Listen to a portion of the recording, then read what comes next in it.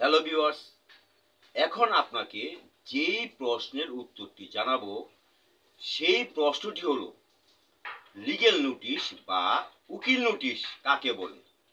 তাহলে আসুন ভিউয়ার্স, এই প্রশ্নের উত্তরটি আমরা জেনে নিই।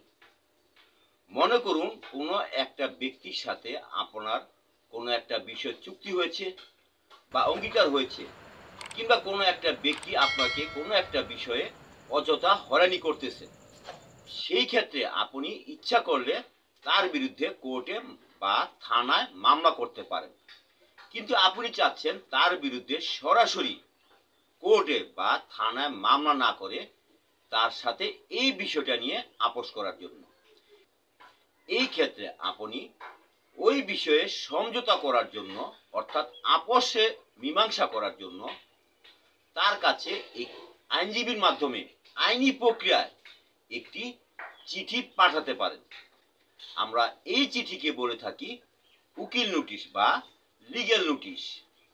এই নোটিশের মাধ্যমে আপনি তাকে বিরোধীয় বিষয় সমঝোতার কথা বলতে পারেন এবং কিভাবে এই বিষয়ে সমঝোতা করতে চান তাও বলতে পারবেন, এবং কতদিনের মধ্যে এই বিষয়ে সমঝোতা না হলে, অর্থাৎ আপোষ না হলে কিংবা মীমাংসা না হলে আপনি তার নামে মামলা করবেন সে বিষয়ে বলতে পারেন।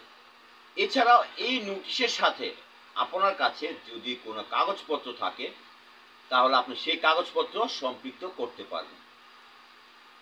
তবে অনেক সময় দেখা যায় এই নোটিশ আপনি যার কাছে পাঠালেন সেই নোটিশটা আপনার কাছে ফেরত আসে। তখন সেই নোটিশে একটা মন্তব্য থাকে, সেখানে বলা থাকে যে ওই ব্যক্তিকে ওই এলাকায় খুঁজে পাওয়া যায় নাই, কিংবা তিনি বাড়িতে নাই, কিংবা এই নামে ওই এলাকায় কোনো ব্যক্তি থাকে না, কিংবা উনি নোটিশ গ্রহণ করেন নাই, ইত্যাদি মন্তব্য সহকারে নোটিশটি ফেরত আসে।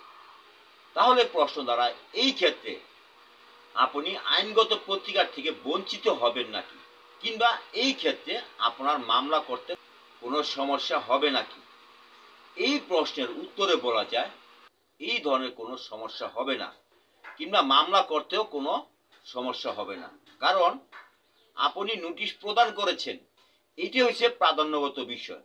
উনি নোটিশ রাখলেন কি রাখলেন না, তাকে খুঁজে পাওয়া গেল কি গেল না, এইটা কোনো প্রাধান্যগত বিষয় নয়। আইনে প্রাধান্য দেয় নোটিশ প্রদান করা হয়েছে কিনা সেই বিষয়টাকে।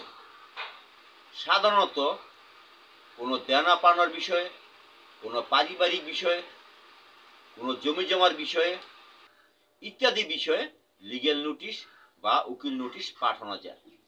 তবে এমন কিছু বিষয় আছে যেই ক্ষেত্রে এই নোটিশ পাঠানো বাধ্যতামূলক। যেমন সেই বিষয়টা হচ্ছে চেক ডিজনারের ক্ষেত্রে।